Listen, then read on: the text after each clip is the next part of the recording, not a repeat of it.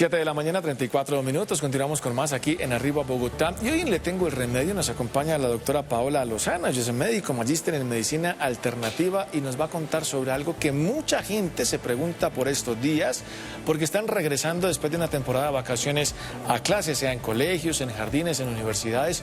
Hoy mucha gente que retoma nuevamente las actividades laborales y ha estado de paseo.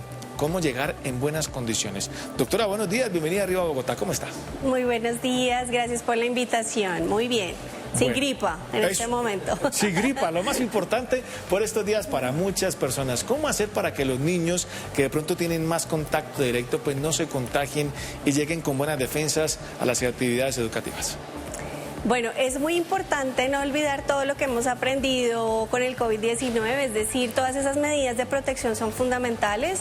Las personas que son padres entienden que el ingreso al colegio hace que estos virus fluyan mucho más fácilmente y estos chiquitos se contagien con facilidad. Si los niños tienen síntomas respiratorios, lo primero es por favor no los manden al colegio porque esto hace que estos virus fluyan y contagien más rápidamente a los compañeros. Siempre recordemos el lavado de manos, el tapabocas y definitivamente lo primero que debemos hacer es una alimentación saludable. Recordemos que de estos alimentos saludables vienen las vitaminas y todo lo que nos puede proteger para evitar estas infecciones. Muy bien, doctora, pero vamos así pasito a pasito para que la gente entienda muy bien. Claro, nos habla de no enviar a los niños al colegio si tienen algún síntoma, ¿como cuáles? Cuando nosotros entendemos la gripa, entonces ese síntoma respiratorio es aumento en ese flujo nasal, que tengan moquitos, que tengan tos, que presenten fiebre, por supuesto, esos ya son síntomas claros de que ahí hay una infección probablemente viral.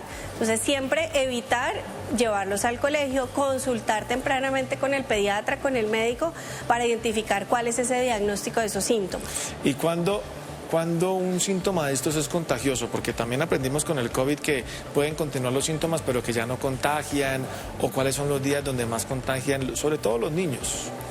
Bueno, siempre que haya síntomas puede ser contagioso. Lo que pasa es que, digamos, la carga viral es mucho mayor en los primeros días. Ahí es cuando más contagias. De hecho, hace poco una noticia en Europa con ese aumento de ese influenza H3N2, que lo que realmente sucedía es que es un virus que se propagaba mucho más rápidamente y eso fue como la alerta que tuvimos. Entonces siempre en los primeros días del síntoma, ahí hay mucho más riesgo de contagio. Ya los días finales hay menos riesgo de contagio. Y sobre todo en los niños que van a jardín, para el tema de tapabocas y eso no se colocan. Los papás les dejan ahí el tapabocas bien lindo y a los 2 segundos ya no tienen. Sí, definitivamente. Además, la Organización Mundial de la Salud hablaba de que el uso de tapabocas en niños menores de 7 años, claro, realmente no estaba recomendado. Por eso es importante que nosotros como padres o los que son padres hagan no envío a mis hijos al colegio cuando tienen esos síntomas respiratorios para evitar que sean ese foco de infección. Bueno, y hablando de los padres, ¿cuáles son los errores en los que inciden los padres de familia que generan defensas más bajitas en los niños o en los jóvenes?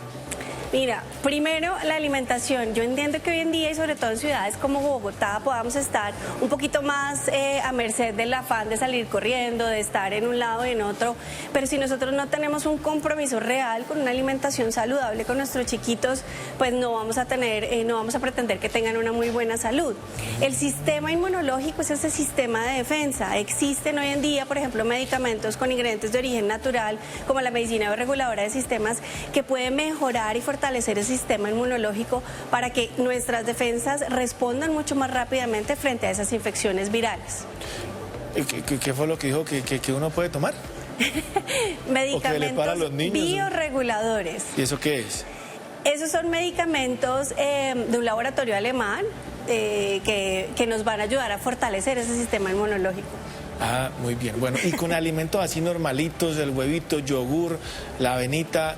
Usted que es especialista en todo esto de la medicina alternativa, también médico, ¿cuáles son los alimentos que son esenciales para darle a los niños? frutas, verduras, alimentos lo más naturales posibles. Hoy en día aplaudo mucho la nueva ola de alimentos reales. Entonces, todo lo que ustedes entiendan o lo que tengan a la mano, que sea lo más cercano a lo natural, esos son los alimentos que debemos darle no solamente a nuestros niños, sino a nosotros mismos. Evitar los ultraprocesados, todo lo que venga empaquetado o enlatado, porque si ustedes se dan cuenta, por ejemplo, los enlatados tienen fecha de caducidad a 5 o 6 años. Quiere decir que tienen unos componentes químicos importantes que son los preservantes, y hoy estamos entendiendo la importancia de protegernos contra todo el ingreso de esos alimentos, de sustancias químicas como microplásticos y todos esos preservantes que realmente lo que hacen es que deterioran todo nuestro sistema inmunológico. Doctora, ¿qué otros hábitos saludables ayudan al fortalecimiento del sistema inmunológico en los niños? Ya nos dijo que la alimentación, pero hay otros. Fundamental las horas de sueño. Si nosotros no tenemos unas horas de sueño adecuado, y recuerden que sobre todo en edades tempranas, cuando estamos hablando de niños, ellos deben dormir por lo menos de 7 a 8 horas dependiendo de la edad. Entonces, el sueño es como cuando ustedes ponen a cargar el celular. Si ustedes no ponen a cargar el celular las horas necesarias, pues el celular no les va a funcionar. Y en el sueño existe una liberación y una producción de sustancias endógenas, como la hormona de crecimiento, que nos va a favorecer y a mejorar también ese sistema inmunológico. Doctora, ¿y por qué a veces en un mismo salón todos están con gripa menos uno o dos? O lo mismo, por ejemplo, en una casa. Todos tienen gripa, pero hay alguno que no le da. Bueno, ahí hay varias cosas. Lo primero es que yo preguntaría cómo es los hábitos de este chiquito, qué está comiendo, cómo está durmiendo. Hay personas que definitivamente tienen un sistema inmunológico mucho más fuerte que otras, y eso lo hemos visto a través de la historia, porque en todas estas pandemias que nos hemos enfrentado también hemos visto que dos personas de la misma edad, con las mismas características físicas, mismo peso, mismas condiciones, sobrevivían uno más que el otro. Uno dice, ¿pero por qué? Existe genética, existen condiciones genéticas que son intrínsecas a tu cuerpo, que tú puedes ver durante toda la familia o la cadena de la familia, y dicen, en mi familia nos hemos enfermado siempre de, no sé, algo gastrointestinal, pero nunca jamás de algo respiratorio. Entonces, también hay contextos genéticos que pueden estar detrás de esas personas que son un poco más fuertes. ¿Y tiene algo que ver también el tema emocional, el estrés, en los padres y en los niños? ¿O los pueden transmitir o cómo funciona ahí? Sí, mira que cuando nosotros estamos, por ejemplo, viendo a nuestros abuelos o generaciones mucho más anteriores a nosotros, decíamos, pero ¿por qué nuestros abuelos se enfermaban menos? No sé si ustedes han pensado eso. Sí. Y una gripa les daba nada más 2 días y ya, se salían normales. Y salían, o las abuelitas embarazadas salían a trabajar con sus 3 niños alrededor. Y yo creo que ahí hay muchas cosas que hay que tener en cuenta. Uno, en ese momento la industrialización de los alimentos no era al nivel que tenemos hoy en día, entonces volvemos al tema de la importancia de la alimentación y de comer alimentos muy cercanos a lo natural. 2, eran personas que tenían actividad física mucho más regular que nosotros. Nosotros estábamos entre un bus, un Transmilenio, un taxi o el carro. Ellos se movían mucho, caminaban mucho de un lado al otro, a pie, en bicicleta, y eso hacía que su cuerpo estuviera en movimiento. Y definitivamente la genética se ha visto modificada también por todas las sustancias que tenemos alrededor. Entonces, lo que tú dices, lo que me aplico, lo que como, esas son sustancias que son químicas y que generan también cambios a nivel celular y a nivel genético. Doctora, ¿y hay alguna señal de que diga, yo estoy como bajito de defensas, o mi hijo, mi hija o mis padres están como bajitos de defensas? Claro que sí, tú lo dijiste ahorita, el estrés. Cuando nosotros tenemos estrés muy alto, esas defensas se bajan, porque producimos de manera importante una sustancia que se llama el cortisol. Entonces, si nosotros pudiéramos controlar nuestro cortisol, nuestro sistema inmunológico estaría mejor. Por otro lado, si yo soy de esas personas que estoy en mi oficina y cada persona que se enferma en la oficina me pasa a mí el virus, bueno, ahí mis defensas no están funcionando bien. Si yo constantemente me siento enferma o tengo síntomas respiratorios o gastrointestinales, que son 2 de los sistemas que más afectan con este tipo de virus, pues ahí podríamos decir nuestras defensas no están funcionando de manera adecuada. Eso serían como... ¿Y en los niños? Porque pronto uno no sabe si un niño está estresado o un bebé. Los niños se estresan y tú lo dices, ¿cuáles son esos síntomas que yo puedo identificar en un niño estresado? Depende de la edad. Entonces, en esos chiquitos que ya tienen una rutina o ya tienen actividades que les llaman la atención y de pronto de un momento a otro ya dejan de hacer esas actividades, ahí eso es una señal de alerta para los papitos de decir, este chiquito está sufriendo de algo o en su cuerpo se está generando algo de manera inadecuada. Entonces, en los niños es un poco más difícil, pero en ellos tenemos que estar muy atentos sobre todo de esas cosas que les gustan. Entonces, les gustaba salir a jugar con los amiguitos, ya no les gusta salir a jugar con ellos. ¿Por qué? No lo sabemos. Les gustaba comer, a los niños les gusta mucho, por ejemplo, el helado. Les gustaba mucho el helado, ya no quieren comer helado o ya no les gusta hacer las actividades que hacían normalmente. Esos son señales de alerta porque a veces consideramos que la rutina del niño no lo estresa, pero el estar en una ciudad como Bogotá estresa mucho a los niños y recuerden que los papás estresados le transmiten ese estrés a los chiquitos también.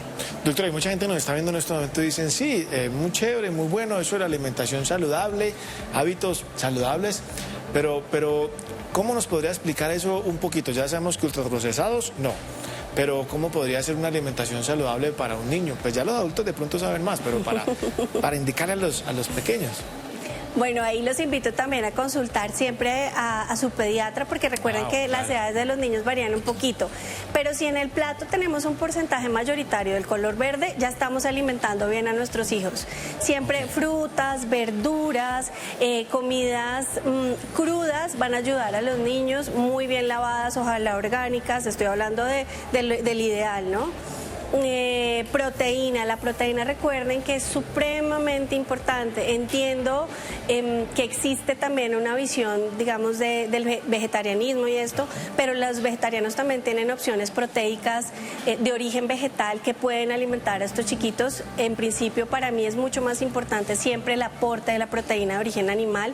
En los niños es importante para el crecimiento, para el hierro, para todas las funciones que requieren el crecimiento de los niños. Entonces, un plato donde tenga una muy buena porción de proteína, el huevo, recuerden que el huevo es esa proteína que la tenemos al alcance, que nos puede ayudar, y olvidémonos del contexto de las grasas y eso. El huevo realmente es un alimento muy, muy importante y muy necesario para los niños.